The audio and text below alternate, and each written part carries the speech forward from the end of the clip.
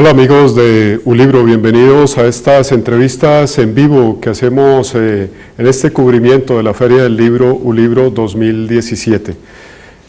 Ustedes recordarán y sabrán seguramente que en 1924 se publicó La Vorágine de José Eustacio Rivera.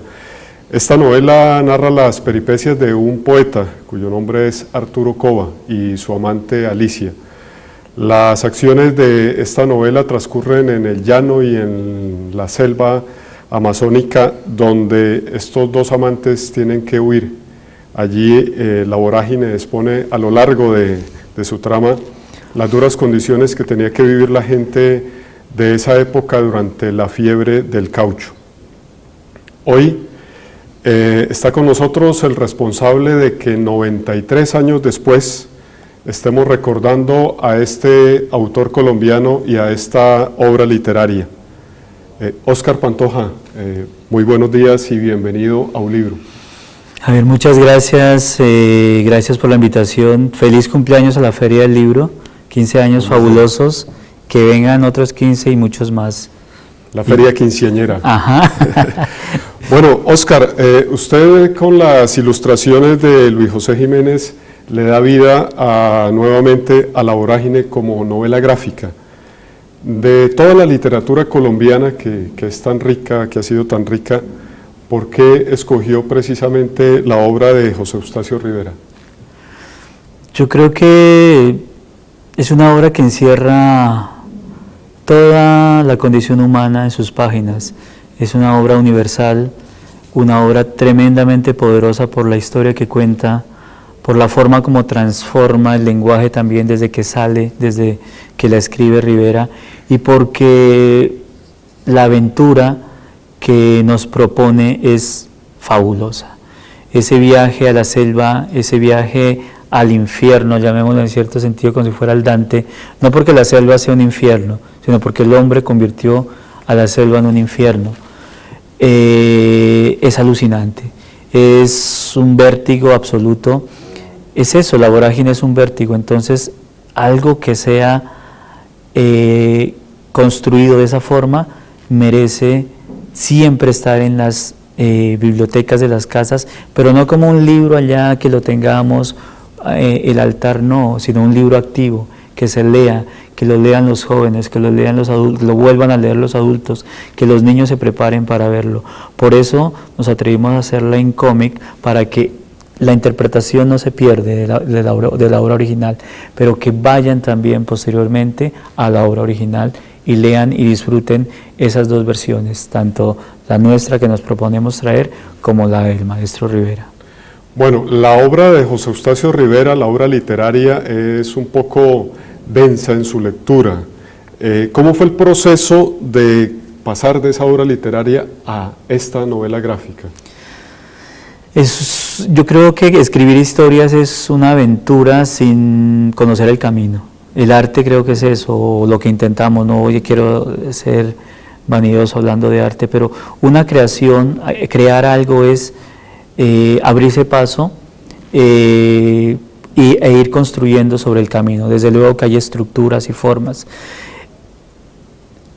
Había que entender mucho qué quería contar Rivera, qué significaba La Vorágine, quiénes son esos personajes, y sobre esa premisa, sobre esa estructura general, empezar a trabajar en imágenes y literatura para llevarlas nuevamente a los lectores. En esa medida siento que no es, y siempre lo digo, no es un acto de irresponsabilidad, al contrario, es un acto de saltar al vacío totalmente consciente de que el resultado, desde luego, tiene que ser muy bien cuidado, no tiene que ser una simple decoración de imágenes puestas y textos ahí, sino una creación bien compleja para los lectores y no perder de vista el objetivo central del autor y de la obra original. Eso era la clave. ¿Por qué la apuestan al blanco y negro? ¿Por qué no en color, por ejemplo? Al principio la propuesta era llevar en un verde y ese verde va tornándose en un verde más oscuro hasta llegar a un verde muy oscuro, y esa selva nos representaba los pasos que hay hasta caer a la violencia sin fin que narra la novela. Pero en la medida en que fuimos trabajándola y José Luis Jiménez, que es el dibujante, fue trabajando el blanco y negro, me di cuenta inmediatamente que era tremendamente más impactante y el dibujo se vuelve un actor implícito en el blanco y negro que nos narra una violencia implícita, como lo digo. Entonces, esa fue la decisión de cambiar esa tonalidad de verdes por dejarla en el blanco y negro. El blanco y negro te golpea, el blanco y negro casi que se vuelve expresionista en cierto sentido. Y a lo largo del libro, el libro empieza con una claridad, pero lentamente esa claridad se pierde hasta sumergirse en un negro total, que eso es un negro de fondo de la historia y, infortunadamente, de una violencia que persiste. Bueno, una cosa es concebir la obra literaria, la historia como tal, y otra cosa es el complemento ya gráfico. ¿Cómo fue esa negociación con José Luis? Por fortuna he tenido la buena, destino de trabajar con grandes dibujantes, jóvenes, talentosos, de todos los libros que he trabajado, Gabo, Rulfo, Tumaco, en fin. Y con José Luis era en ver a alguien tremendamente emocionado con el proyecto. Y cuando uno ve la emoción de alguien que es el copiloto, el compañero de trabajo de un proyecto, una emoción que dice, por Dios, voy a pintar la selva, voy a llevar la selva en un libro, voy en la selva, en el escenario de la selva, a poner unos personajes tremendamente potentes ahí, a despedazarse en medio de esa selva. La emoción era fabulosa. Entonces, lo que el dibujante te da es increíble, porque no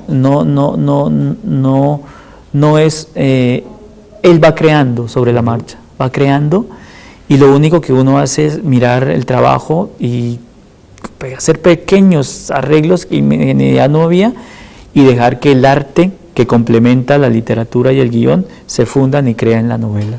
Bueno, para quienes no conocemos mucho de esto y para nuestros televidentes, ¿qué diferencia esta novela gráfica o en general la novela gráfica de lo que supongo es muy común para todos, que es el cómic, la historieta, como Superman, Calimán, tal vez?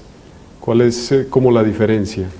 Bueno, desde el punto de vista de personajes, aquí no tenemos a superhéroes, sino tenemos a personajes que representan la condición humana. Arturo, Alicia, Barrera, Funes, Silva, son seres humanos que se despedazan en medio de una palabra que se llama progreso. Entonces, y mueren. La selva se los traga, la violencia se los traga. Entonces esa es una primera diferencia. No trabajamos con el Olimpo de los superhéroes, sino con la condición humana, que sería la tragedia de la condición humana. Y dos, el lenguaje de novela gráfica, porque que es un, llamémoslo, un nombre muy reciente. Desde 1978 se está trabajando novela gráfica. Dentro del lenguaje del cómic hay también unas casas como la literatura, hay novela, cuento, poesía. En el cómic igualmente está el comic book o historieta, libro álbum y novela gráfica, que es un formato que te cuenta una historia de principio a fin en una sola unidad, y es una historia de largo aliento. Entonces son esos dos puntos los que marco. Bueno, no es la primera obra que saca Óscar Pantoja, publica Óscar Pantoja como novela gráfica. Ya hace un tiempo también contamos aquí en un libro, hace unos años, con su novela Gabo, Memorias de una vida mágica. ¿Cómo ha sido la acogida y la respuesta del público ante esa obra y pues ahora con la vorágine? Yo siento que, y eso es una pregunta, gracias, a ver, uno no es un escritor si no tiene lectores. El lector complementa el trabajo del escritor, lo cierra el ciclo o alimenta el ciclo. La respuesta en los jóvenes y también en los adultos ha sido muy buena, muy buena. Primero por las propuestas que traemos,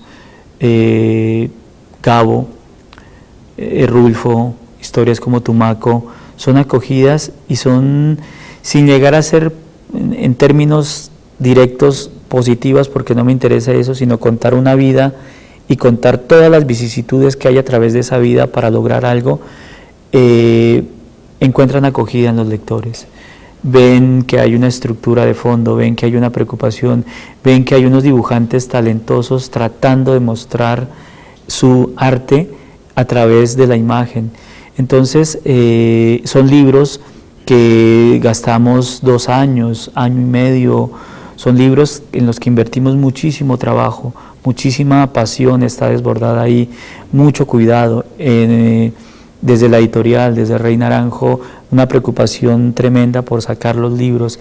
Entonces, yo creo que el lector se da cuenta de eso, se da cuenta que no le estamos entregando contenidos por salir a la ligera, sino nos preocupamos por las historias, por la factura de la historia, por la factura del libro, y nos reciben bien. Tú sabes, Javier, que el lector no se deja engañar, y si es una mala historia, olvida el libro, pero él sigue. ¿Llega a un nicho en particular o al público en general? Yo siento que el lenguaje del cómic tiene que llegar a todo el público. Es literatura, Will Eisner le decía arte secuencial, yo le llamo literatura gráfica, es historia, son historias. Y yo me aproximo a decir que en los próximos años, porque el cómic es un lenguaje muy joven, saldrán los Balzac, los Chekhov, las Virginia Woolf, que escriban directamente en lenguaje de cómic. Estamos viendo historias fabulosas que escriben y se narran desde el cómic. Entonces, no es un nicho, no es una población, yo siento que es la gente lectora, los lectores, y ese es nuestro público. Bueno, ¿y cómo competir hoy en día con el videojuego, con las teleseries? ¿Cómo hacer para yo creo que lectores? Uno compite escribiendo una buena historia. Mi preocupación como escritor es tratar de escribir una buena historia. ¿Qué es eso? Preocuparme de los personajes, de los escenarios, de los diálogos, de la estructura. En la medida en que uno logre crear una gran historia o una buena historia o contar una historia bien contada, automáticamente se desmarca de otras competencias. Generalmente a veces los medios masivos están entregando historias que no son complejas, y a los lectores les gustan las historias complejas, les gustan los personajes complejos, les gusta ver la condición humana, y eso tarde o temprano llega y ahí uno se ve recompensado como escritor. Bueno, después de un proceso como este y ya tener la obra impresa, la vida continúa. ¿Qué nuevo proyecto viene? Después de la vorágine uno queda en una selva que tiene que demorarse en salir, pero sale y ya está uno listo para otro proyecto, porque la escritura y el escritor es eso, buscar otra historia. Uno anda buscando historias para contar. Viene Borges tratando de escribir el Aleph y entender por qué escribe el Aleph, de dónde surge, cómo sale y qué mueve a Borges a escribir ese cuento que rompe con la literatura del cuento y lo instaura en otro punto. ¿Para cuándo estará listo este proyecto? Borges creo que está saliendo en octubre, la editorial Rey Naranjo ya tiene todo listo y esperemos que los lectores lo reciban bien y poder compartir también igualmente en todos los espacios el libro que vamos a sacar. Óscar, ¿y planes, aparte de estas novelas gráficas como la que nos plantea ahora de Borges, de escribir su propia novela ahí? Yo tengo varias novelas, editores míos, mi editor ya tiene las novelas, yo empiezo con narrativa.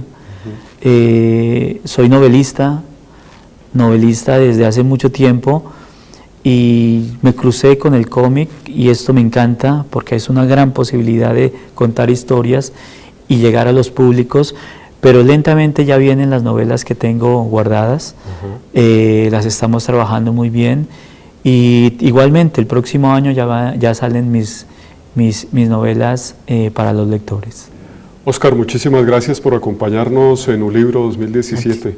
A ti, Javier, y a todos los espectadores, muchísimas gracias y llegar a la feria y salir con un libro, el que quieran, el que les guste, pero salir. A ustedes los invitamos a que sigan en este cubrimiento especial de ULibro 2017 y estén pendientes de la próxima entrevista en vivo.